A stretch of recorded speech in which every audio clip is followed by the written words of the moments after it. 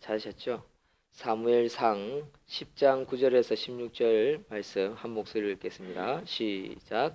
그가 사무엘에게서 떠나려고 몸을 돌이킬 때에 하나님이 새 마음을 주셨고 그 날 그 징조도 다 응하니라.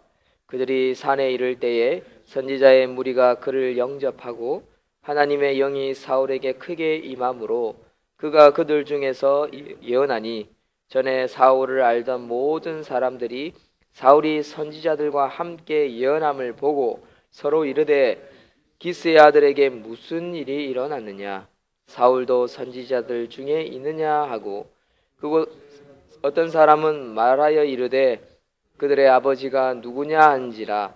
그러므로 속담이 되어 이르되 사울도 선지자들 중에 있느냐 하더라. 사울이 예언하기를 마치고 산당으로 가니라.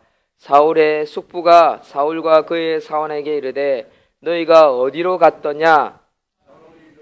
암나기들을 찾다가 찾지 못하므로 사무엘에게 갔었나이다 하니, 사울의 숙부가 이르되 청하노니 사무엘이 너에게 이런 말을 내게 말하라 하니라. 사울이 그의 숙부에게 말하되 그가 암나기를 찾았다고 우리에게 분명히 말하였더이다 하고, 사무엘이 말하던 나라의 일은 말하지 아니하니라. 아멘. 오늘 말씀은요, 인격적인 성령 충만, 인격적인 변화에 대해서 하나님 말씀 증거하겠습니다. 인격적인 성령 충만. 사울은 이제 집으로 돌아오는 길에 있습니다. 사무엘이 예언한 표적 세 가지가 하나도 어김없이 그대로 이루어진 것을 우리는 어제 본문을 통해서 살펴보았습니다.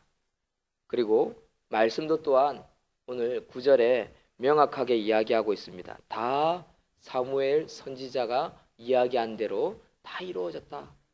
제사장이고 사사고 이 시대의 왕이었던 사무엘이 했던 말이 그대로, 지도자의 말이 그대로 이루어졌다라고 성경은 마무리를 지어주고 있습니다. 9절을 읽겠습니다. 시작.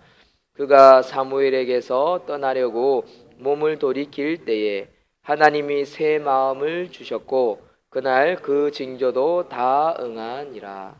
사랑하는 성도 여러분, 우리는 꼭 기억해야 합니다. 하나님의 소명을 받고 하나님의 사명을 감당하면 우리가 기도하고 또 준비하는 모든 것에 있어서 하나님의 뜻대로 모든 것이 다 이루어진다는 사실을 명확하게 기억하고, 또 그것이 이루어지는지 아닌지 그 때를 준비하면서 기다릴 필요가 있습니다. 절대로 섣불리 우리가 먼저 나서서는 안 되고, 하나님께서 보여주시는 비전과 소명과 또 증거들을 가지고 하나하나 해나간다면, 우리가 앞장서지만 않는다면 우리는 힘들 것도 없고 부담 가질 것도 없고 그것 때문에 좌절할 필요 없습니다. 우리가 나서서 내가 대장이 되어야 된다, 내가 왕이 되어야 된다, 내가 큰 그릇이 되어야 된다, 내가 크게 일을 해야 된다, 이런 생각을 먼저 앞장서게 되면 결국 그 가는 길에 실망하게 됩니다.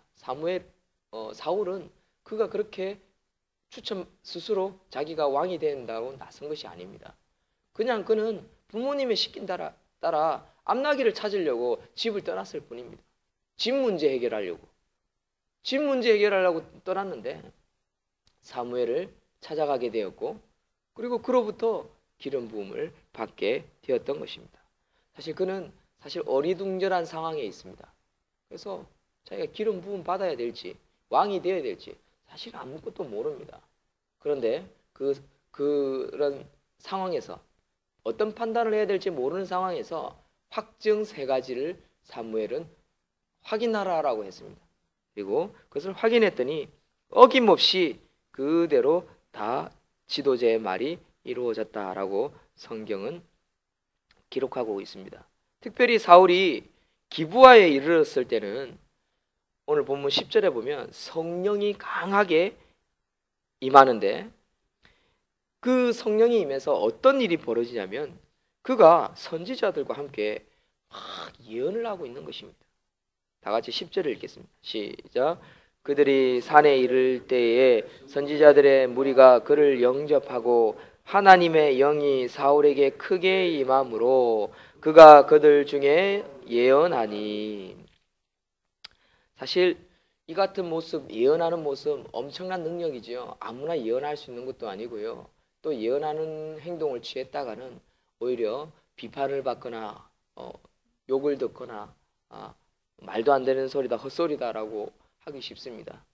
마찬가지입니다. 사울도 그러한 입장이 있었습니다. 근데 사실 처음에 11절과 같은 말을 들었을 때는요, 고향 사람들이, 사울을 너무 잘 아는 사람들이 어리둥절해서 하는 말이었습니다. 11절을 읽겠습니다. 시작. 전에 사울을 알던 모든 사람들이 사울이 선지자들과 함께 예언함을 보고 서로 이르되 기스의 아들에게 무슨 일이 일어났느냐, 사울도 선지자 줄 있느냐 하고, 사울도 선지자 중에 있느냐라는 말은 아주 하나의 속담이 되어버리는데, 나중에 처음에 사울도 선지자 중에 있느냐라고 고향 사람들이 말을 했을 때는 어리둥절해서 이야기했던 것입니다. 아무나 예언할 수 있는 일이 아닌데, 선지자들이나 하는 건데 사울이 막 하니까. 그래서 사울이 그런 이야기를 할 때는 특히 고향 사람들, 아는 사람들, 친인척 사람들이 그렇게 하는 말입니다. 약간의 조롱과 무시가 들어가 있는 것도 사실입니다만은, 그런데 사울은 지금 진짜 사실은 새 사람이 되어 있었던 것입니다. 사울은 고향 사람들이 아는 그런 사울이 사실 아닙니다.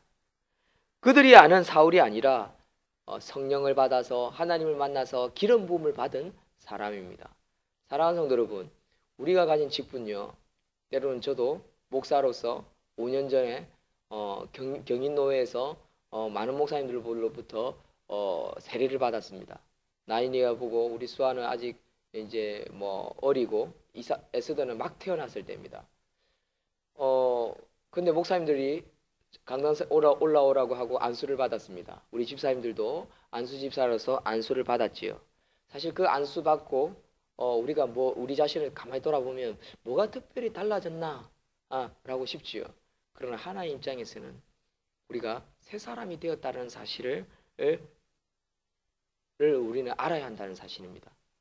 그리고 비록 우리의 천성, 죄성을 가진 모습은 별로 바뀌지 않고 또 매우 더딘 것 같고, 하지만 그러나 하나님께서는 사울을 새 사람으로 성령의 기름 부음으로 말미암아 새 사람으로 만들었다는 사실입니다. 이것은 성경이 증거하는 바요, 사무엘이 지도자가 증거하는 바요, 또한 하나님이 증거한다라는 사실입니다. 하지만 여러분들이 잘 아는 것처럼 사울은 얼마 지나지 않아 그러면 그렇지, 저 양반이 왕이 될 인물은 아닌데 결국 비아냥 변질로 사용하게 되는 것은 사실입니다. 왜냐하면 훗날 다윗을 죽이려고 내려갔던 사울이 성령이 임했을 때 그때는 미쳐가지고 옷을 종일 벗고 막 예언하는 행동을 하게 됩니다. 그것이 사무엘상 19장에 나타나는데, 이것은 구약의 능력적 성령 강림의 한계를 좀 보여주는 것이라고 할 수 있습니다. 이러한 모습들은 신학적으로 볼 때. 그러나 우리는 오늘 성경을 통해서 알아야 되는 것이 하나 있습니다. 성령 충만, 기름 부음, 그리고 새 사람이 분명히 된 것은 틀림없지만 우리 자신이 어떤 변화, 어떤 하나님과의 만남이 필요하냐? 인격적인 만남이 필요합니다. 저와 여러분들이 삶 가운데에 하나님을 개인적으로 체험적으로 만나는 인격적인 만남, 그리고 내 인격이 변화되어지는 실제적인 그런 성령 충만함이 필요합니다. 그런데 많은 사람들이 세례를 받고 하나님께 나와 어떤 부흥 집회나 말씀을 통해서 감화 감동을 받았고 눈물을 흘리며 사흘 밤낮을 기도하고 금식하고 막 100일 철야하고 교회를 안 빠지고 가고 막 그럴 때가 있습니다. 마치 지금 사울과 같은 거죠. 초반에. 그러나 인격이 변화되지 않습니다. 1년이 지나고 10년이 지나고 20년이 지나도 인격이 변화되지 않는 성도들이 있습니다. 여러분, 왜 그럴까요? 하나님과의 교제 가운데, 자기 삶 가운데 인격적인 성령 충만함이 채워지지 않기 때문에 그렇습니다. 그러니까 자기 자신이 바뀌지 않는 거지요. 그러니까 결국 그러면 그렇지, 어떻게 사울이 선지자들 중에 있을 수 있겠느냐, 이런 비아냥거리는 속담이 생겨나게 되는 것입니다. 사랑하는 성도 여러분, 기억합시다. 우리가 하나님으로부터 부르심을 받고 은혜를 받고 말씀을 받고 천국의 소망과 또 자자손손 천대까지 은혜를 베푸시겠다라고 말씀하셨다면 분명히 우리는 새 사람이 되었습니다. 하나님의 사람이 되었습니다. 자, 그렇다면 거기서부터 우리는 인격적인 하나님과의 만남, 인격적인 성령 충만함이 필요합니다.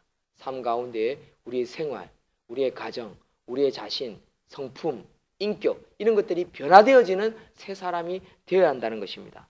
그렇지 않으면 결국 사울과 같이 그런 손가락질 받는 사람의 위치가 될 수 있다는 것을 우리는 성경을 통해서 교훈을 받을 수 있습니다. 두 번째는 이 사무엘이 일러준 표적들이 다 이루어진 것보다 더 중요한 것이 있는데, 그것은 뭐냐? 사울에게 새 마음이, 새 사람으로서 새 마음이 주어졌다는 것입니다. 이제 사울에게는 암나기, 집안일을 찾는 것이 주된 관심이어서는 관심이 아니다라는 것을 우리는 13절부터 16절까지 읽으면 알 수 있습니다. 숙부가 묻습니다. 네 암나기 찾다가 네 지금 뭐 하는 짓이냐? 지금 묻는 겁니다. 그런데 사울에게는 지금 암나기 집안일이 관심 밖의 일이 되어버렸습니다. 그의 가슴은 새로운 불꽃으로 타오르고 있었습니다. 이제 사울에게는 오직 블레셋으로부터 이스라엘 백성을 구원하고 나라를 구원하고 그들을 행복하게 보호하는 일만이 그의 머리에 가득 채워지게 되었습니다. 바로 새 사람이 되었고 새 마음이 주어졌다라는 뜻이지요. 이 같은 사울의 변화된 모습은요, 우리 오늘 본문 말씀을 13절 이하에 보면 잘 나타나는데, 그가 어디를 찾습니까? 예배 장소를 찾습니다. 13절 있습니다. 시작. 사울이 예언을 하기를 마치고 산당으로 가니라. 예배의 자료, 교회로 갔다라는 것입니다. 여러분, 성령 받은 사람, 새 마음을 가진 사람은요, 이런 마음을 가집니다. 예배를 사모하는 마음, 찬양하는 마음, 기도하는 마음을 가지게 된다는 것입니다. 사랑하는 성도 여러분, 우리에게 새 마음이 주어진다면 어떤 일이 발생할까요? 가정을 포기하라는 뜻이 아닙니다. 우선이 뭐가 되느냐에 새 마음이 바뀌게 되어 있습니다. 그 새 마음은 바로 영혼을 사랑하고 하나님의 나라의 확장과 그의 뜻이 이루어지는 것입니다. 그의 뜻, 하나님 나라 확장이 우리 가정에서부터 일어날 뿐만 아니라 당연히 우리 가정에서도 일어나고 우리 가정을 중심으로 이웃과 사회에 내 주위에 있는 사람들에게 나타나는 것입니다. 영혼 구원.